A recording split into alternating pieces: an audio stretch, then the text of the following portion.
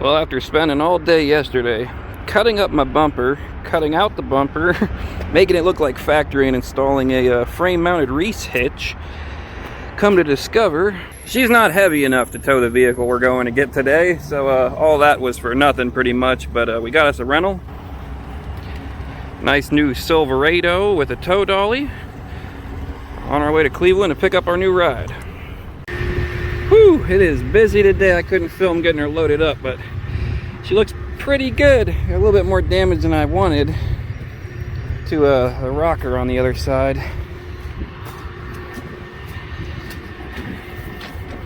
But I'll get that dealt with. No big deal. Overall, she looks really good. Yeah, all the way around. It looks great. Just need a trunk lid, a rear bumper, and everything else looks great. It's got a little deck wing on it too. But yeah, it's got a little bit of rocker damage. But everything else is perfect. Interior on this one looks awesome too. Good looking car. Got the little Rolls Royce clock. This is like their luxury version.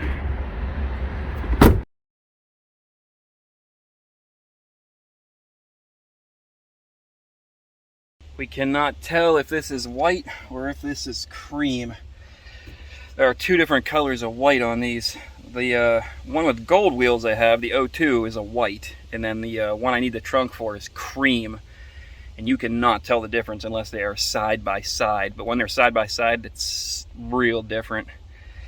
Mike went to grab the test piece I brought with me off the old bumper and see if it's the same. Fingers crossed, because this is the first clean trunk I found in 6 months, and we just drove 2 hours to find it. All right, sadly, this is white. You can see the difference here between the white and the cream, or the whites, whatever you want to call it.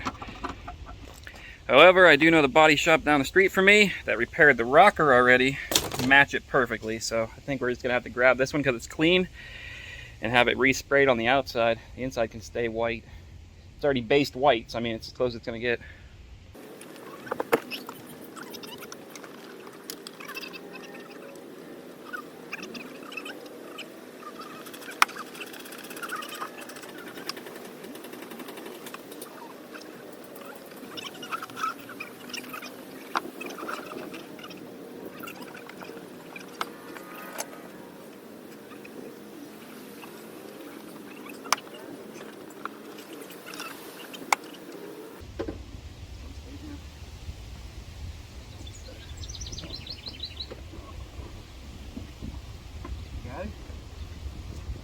Let it down on the ground if you got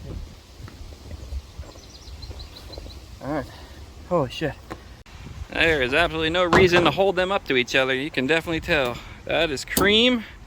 That is white.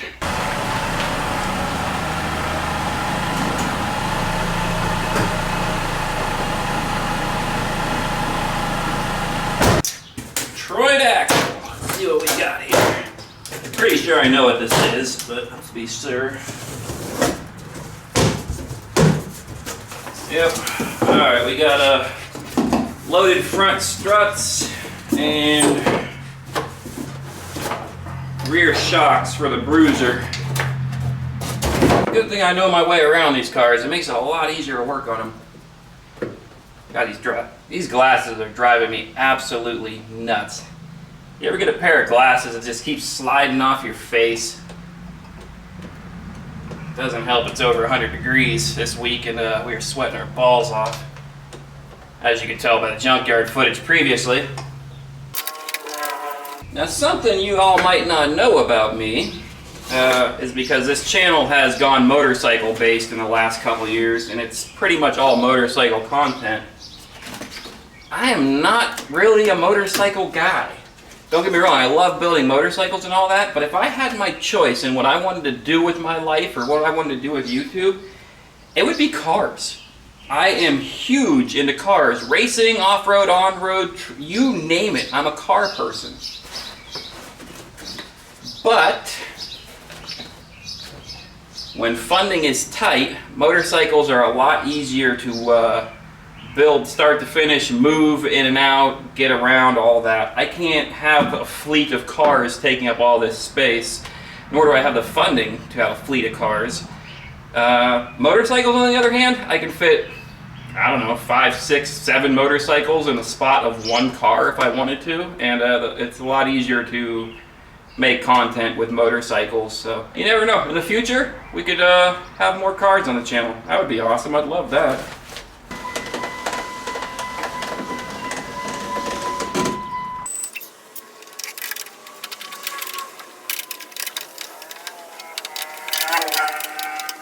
Alright, I think I found the problem here. There's a window track that runs right down the inside of the door here. You guys won't be able to see it, but it's bolted on from the top here, bolted onto the bottom here, and it's basically the side that the window slides in and out of. It's broken. The tab is broken right up here at the top. I can feel it separated from the bracket. You can hear it flopping around in there. You can see that, yeah, it just snapped off clean. That's all she was. So, go ahead and throw a quick weld on that.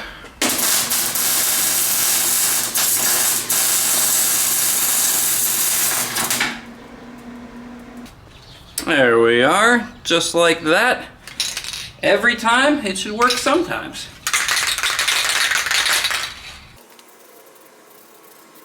Get this turkey back together. I'm pretty confident about it.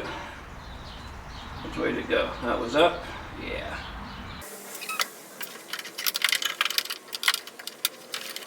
A little bit tricky. You gotta get the glass in it first and then slide it up right there.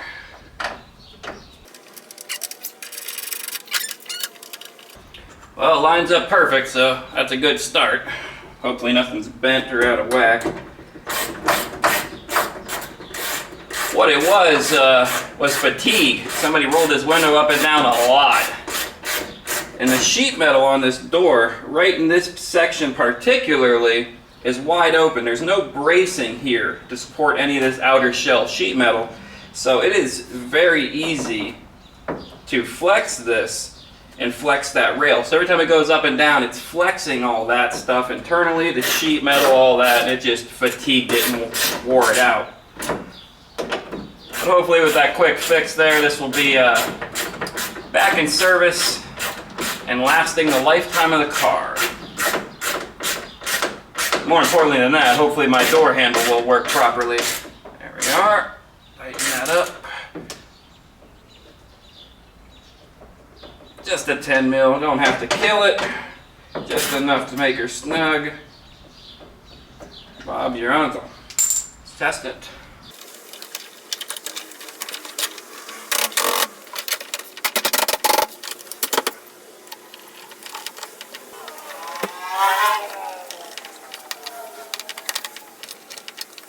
All right, one last check.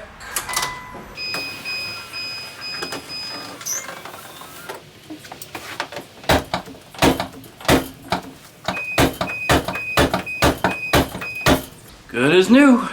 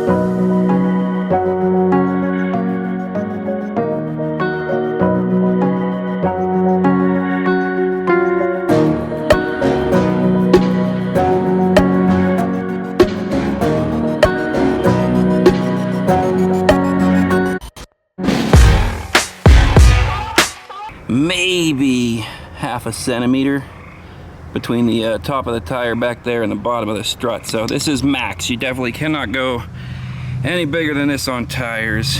All right, we know those fit. We know those look great. I will see you when we get the lift kit in, the lug nuts.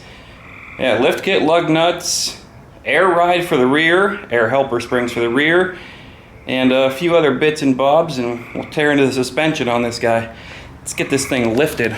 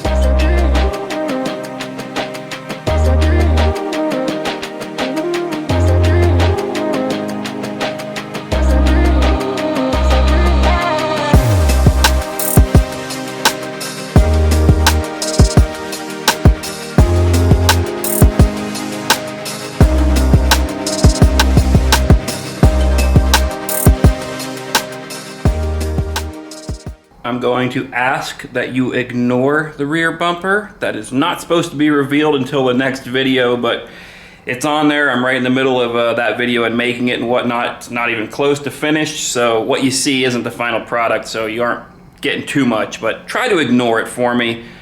Front looks ridiculous. Let's get the back done.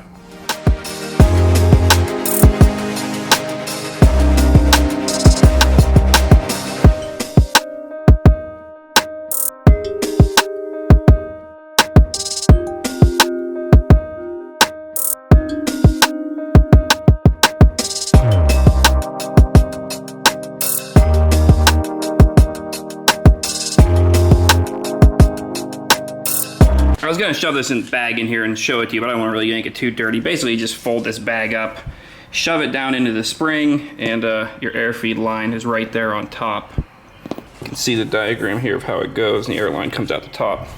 The top of the spring catch on the PT is right here. So all it would entail is me drilling a hole through the underside of the floor of the car, the floor pan of the car here, and then running the air line out that way. That puts the air line in the cabin. We are not putting in the air spring helpers.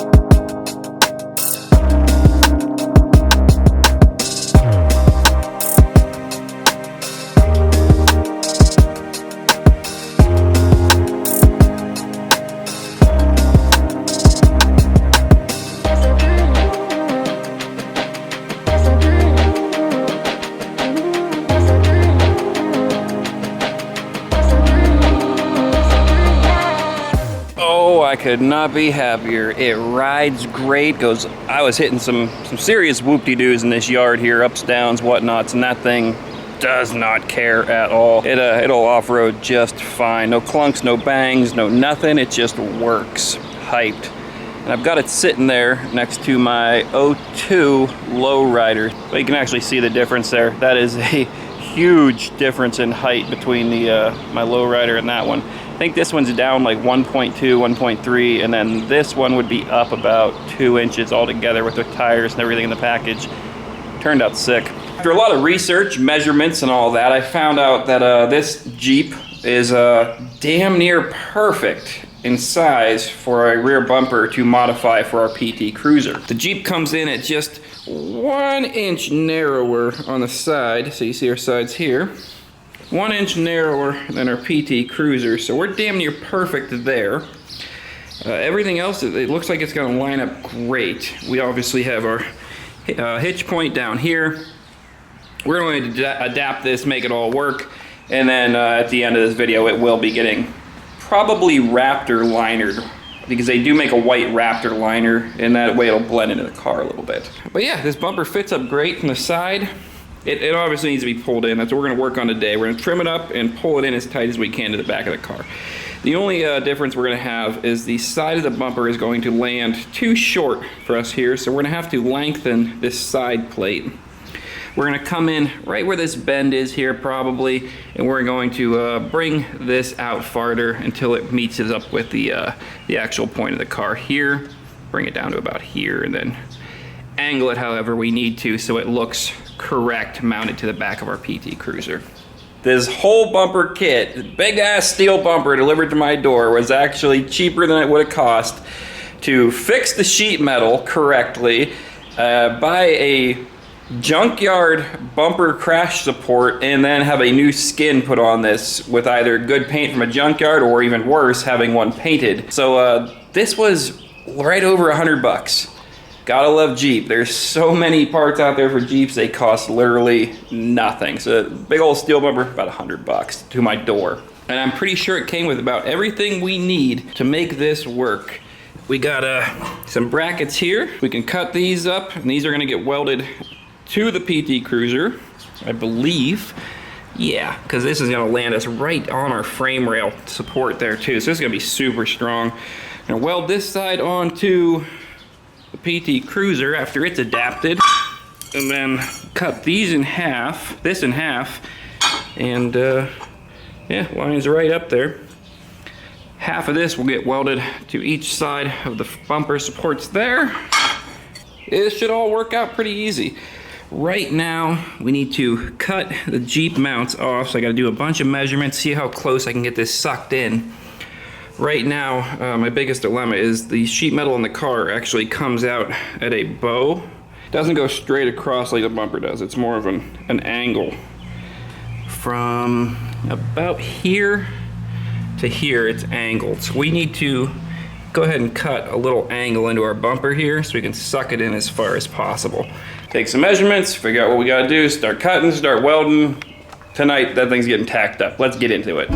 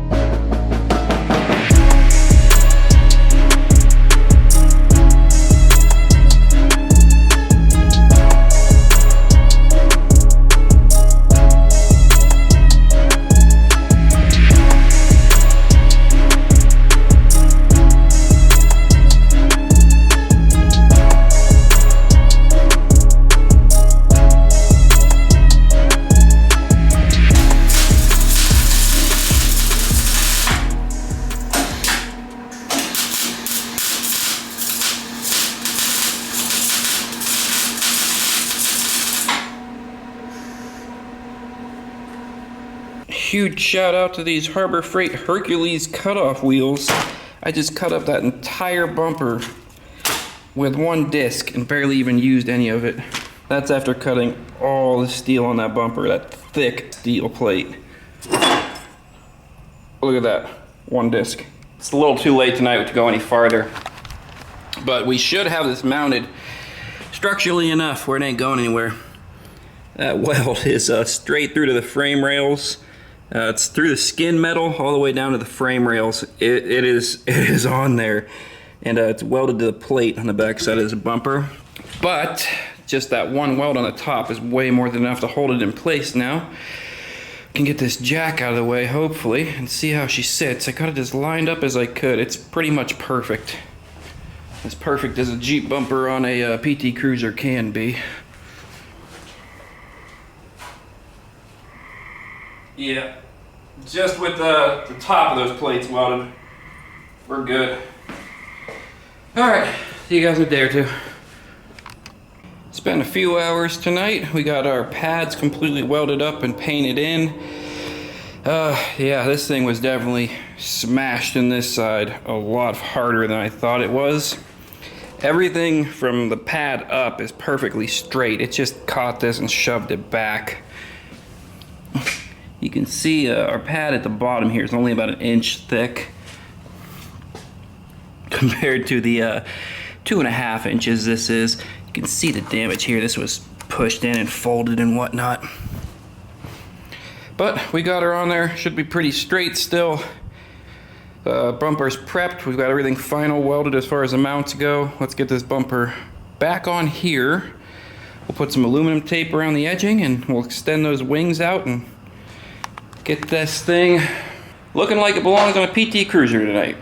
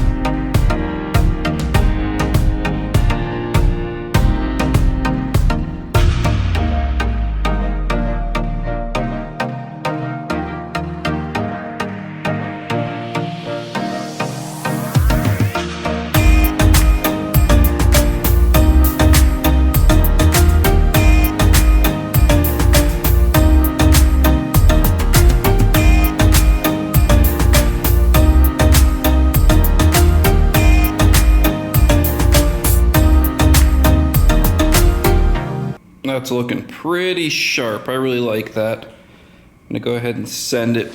Got both sides done.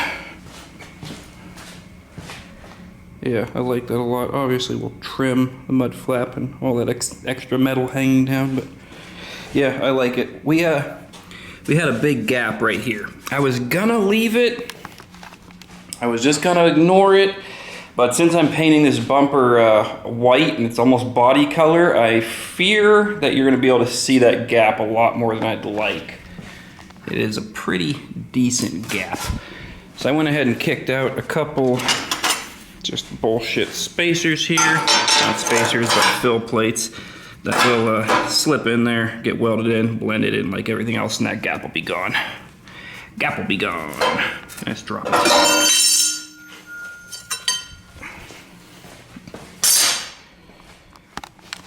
Okay, pull it off, do some welding. Oh, I gotta make end caps too. I'm gonna make some end caps for the end here. Yeah, pull it off, make the end caps. Weld all that shit up. Let's grind it smooth and get it back on the car and see what we got.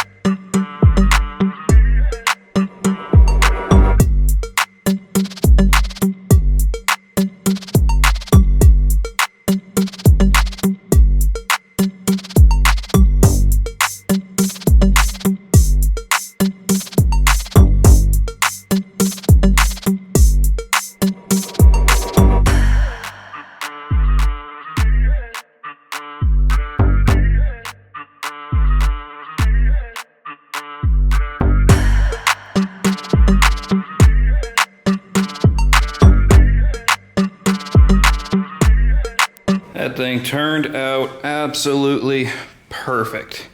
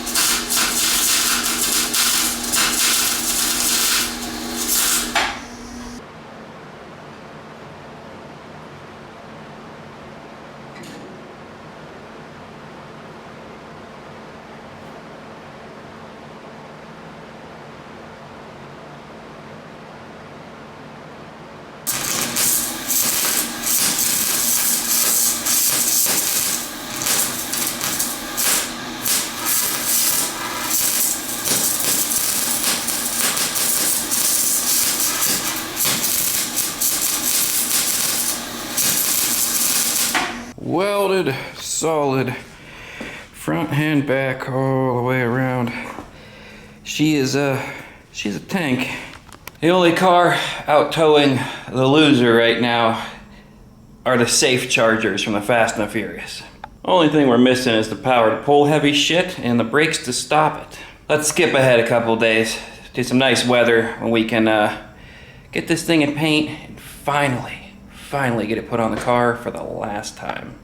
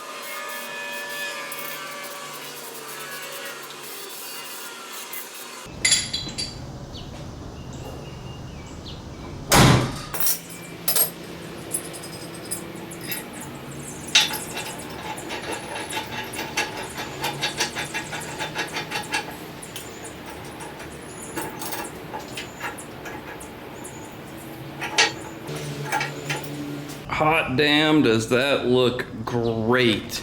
The whites are a little off. This is pretty much white, and of course a bruiser is like a creamy white. But you know what? This rubberized coating, this armor coating, whatever you call it, it gets dirty super quick, so I'm not too worried about it. Once a couple months goes by, it gets sun bleached, gets some mud cooked in there and whatnot, it's gonna blend right in with the car. But damn, that looks great. I cut as much of the under support of the car away as I could, and then what I couldn't cut away, I painted black. Doesn't look too bad there because we also have our full frame mounted hitch in black underneath as well. So from the side, looks absolutely killer. From the back, this thing looks ridiculous. Absolute mirror image of itself everywhere. It looks great.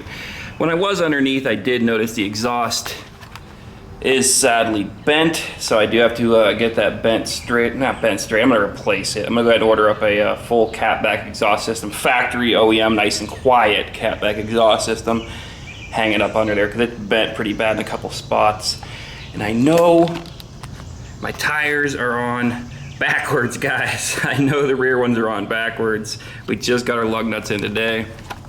And I still have to put the air ride suspension in and do a whole bunch of stuff under there, so it's all gonna come back apart.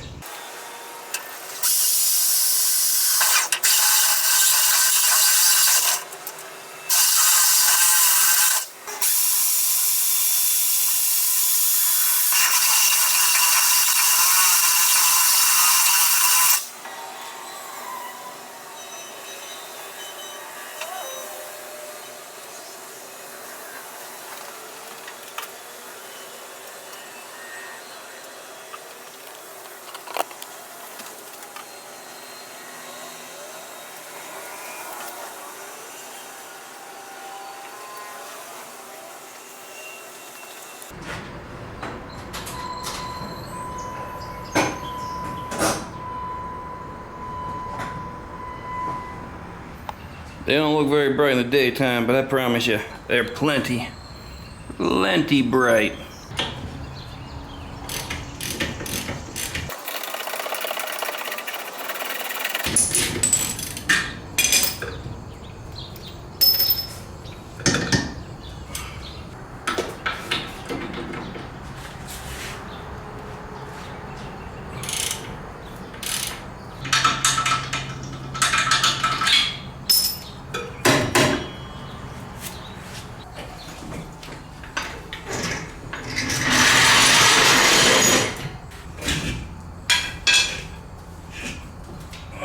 There's one side.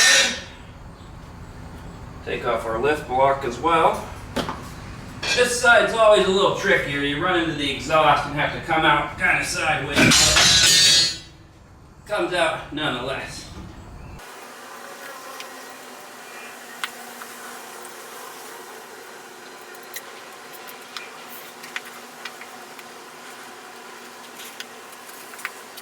Alright, once we got the springs inside, we're going to take our rubber washer there, I guess you'd call it. That goes on top.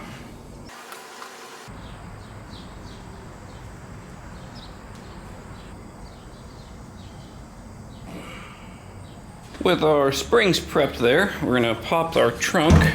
Pretty labor intensive just to get the carpet up on this. You could rip it out from underneath the molding and whatnot, but to do it correctly, you gotta take the whole ass end of the car apart. It takes you a couple hours and get yourself exposed to where you're gonna be drilling through the floor pan of this car and having the hoses come up through. So you wanna make sure you have plenty of room up top here before you do so.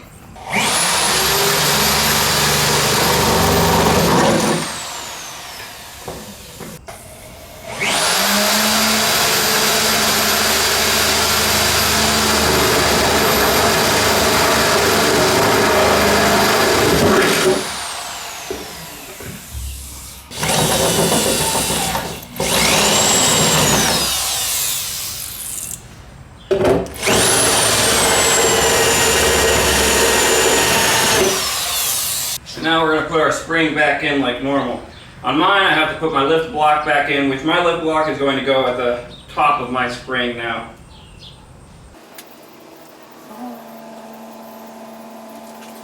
Get that in place, and I'm going to feed my air line up through that hole we just drilled.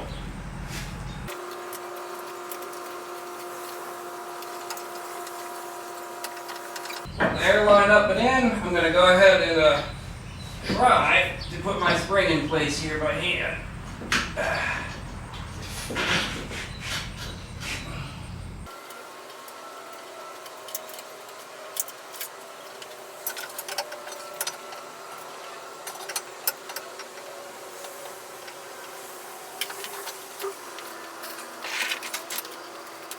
Next thing you want to do before you go any farther, now this is not included in the airlift kit, and I don't know why, but it needs to be. Grab yourself a pack of O-ring grommets, something like that. I think I got this off of probably Amazon, eBay, maybe Harbor Freight. I don't know, but you can find them anywhere and they are not expensive.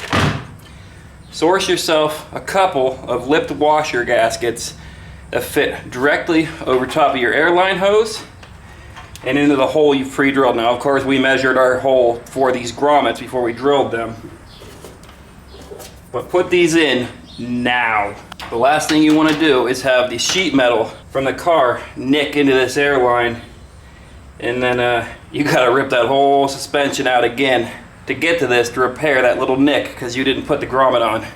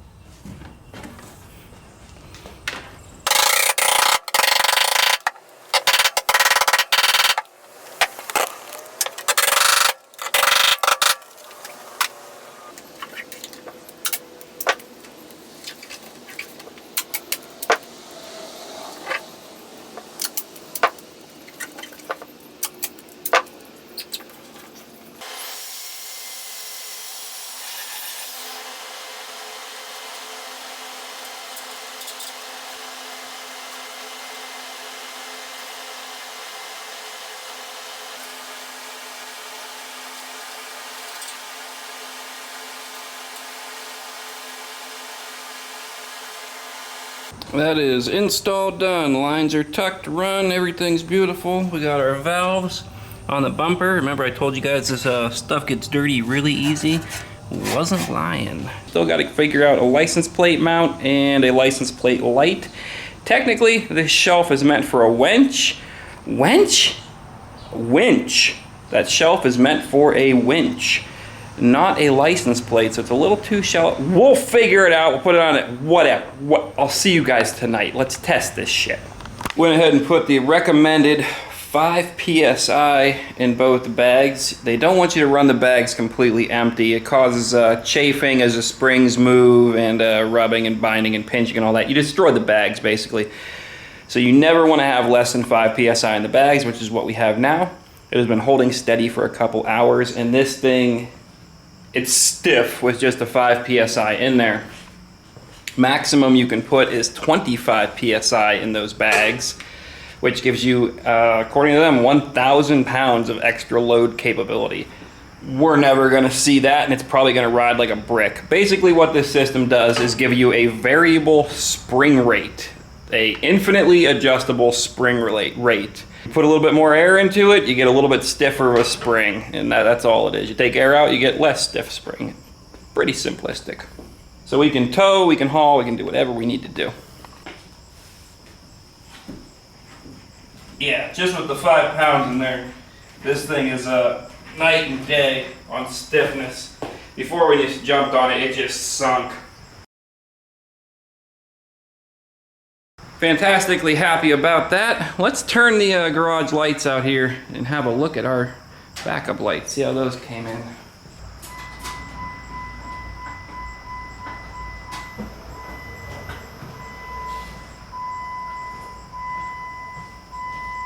Oh yeah, those are nice. Those will work just fine for seeing a trailer in the middle of the night. Be great.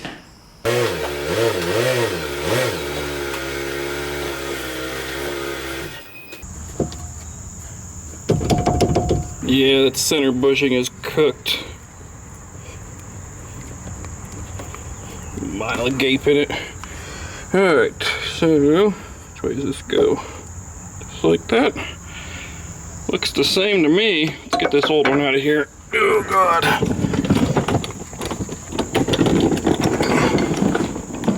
Easy enough there. I've honestly never seen a watts link go bad on a PT Cruiser, even with super high miles. It's weird.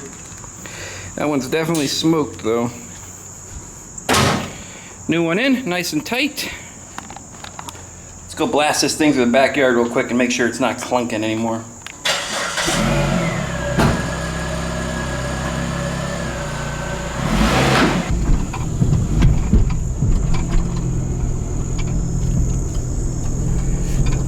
I think we got it.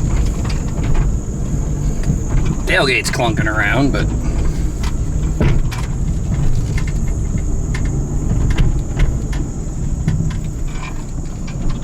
shut the damn tailgate, make sure that's not the sound I'm hearing. Oh yeah, we're good. Sweet, that fixed that problem. On to the next.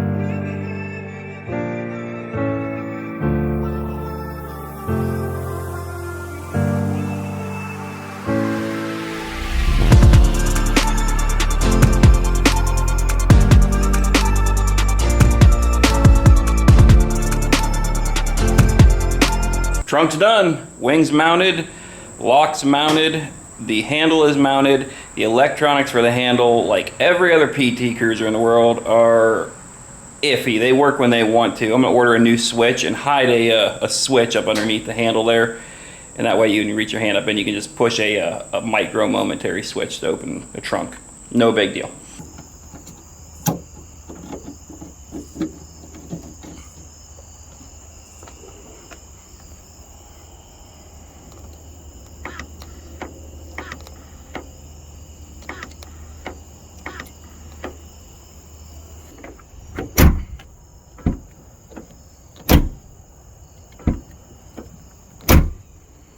But that's all done. Now we just need to get the glass guy out there, get this glass put in, and see how she looks in the sunlight. But that color match looks perfect. So, glass in. Paint match is absolutely perfect. You can't even tell that's a new trunk. On to the next problem.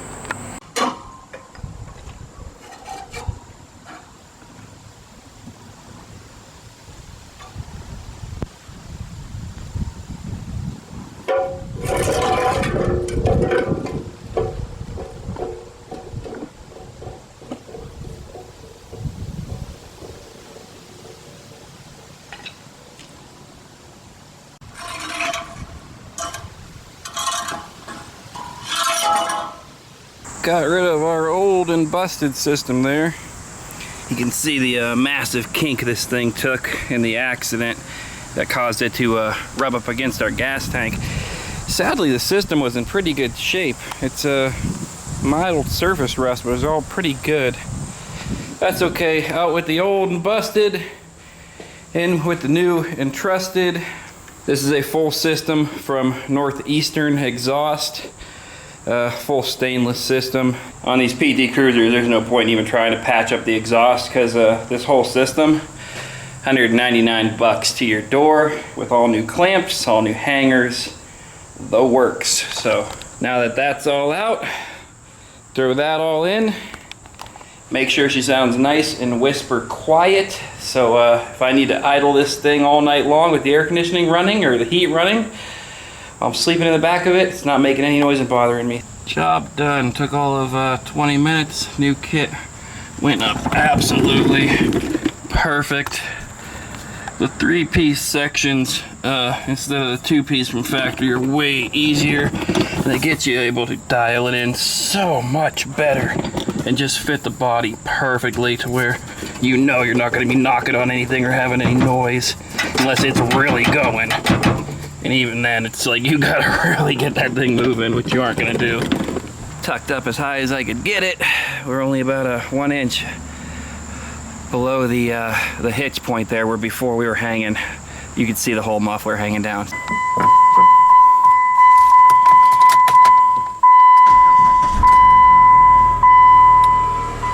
Whisper quiet. Absolutely perfect. I can, in person, I can hear the belt rotating on the engine more than I can hear the exhaust. So it's exactly what we wanted, and it's at high idle right now, startup idle.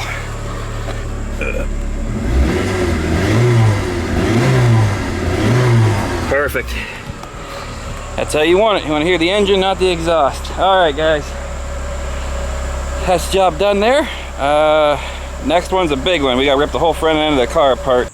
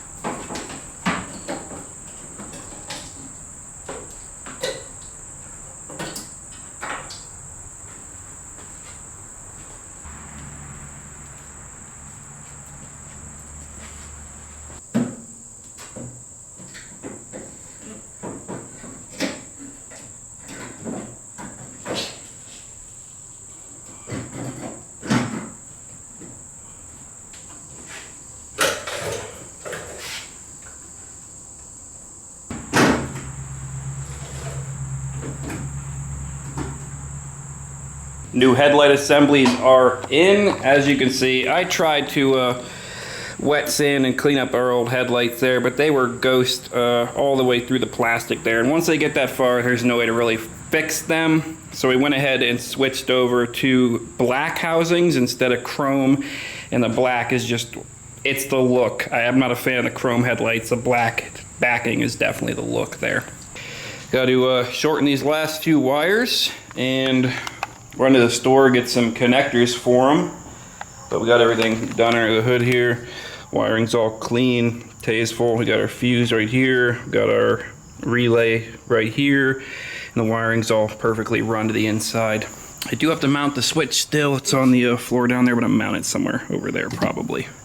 Like I was saying, we're going to black out these windows. We're going to wait for all this till after inspection. The car right now, as soon as I finish that little bit of wiring, is ready to go into inspection and get road legal again, which is the big step, and then we'll worry about the little stuff. I've got the rain gutters that go across the top of the windows to go with the tinted windows. I'm going to freshen up the control arms, ball joints, tie rods. I'll do all that for the 100,000 mile service that's due on it. No big deal, but damn, did that thing turn out sharp. All right, not gonna bore you anymore. See you in a couple hours. Let's see what these lights look like. So far, my favorite thing about the lights is how modern they make this car. This is an 06, and it has the unlock headlight on now. It just makes it look so damn modern. I love it. This is just light bar. That is awesome. I do not think I will have any trouble in the future with seeing while overlanding. That's crazy. Just a light bar alone is crazy bright. Light bar off, light bar on, headlights and light bar, just headlights, high beams. Crazy bright. Sadly, when I lost my channel in the last year or so, I did lose a lot of video footage, and that is all I have on the Overland Cruiser build. But she was a lot of fun, and I really appreciate y'all sticking around and watching her come together.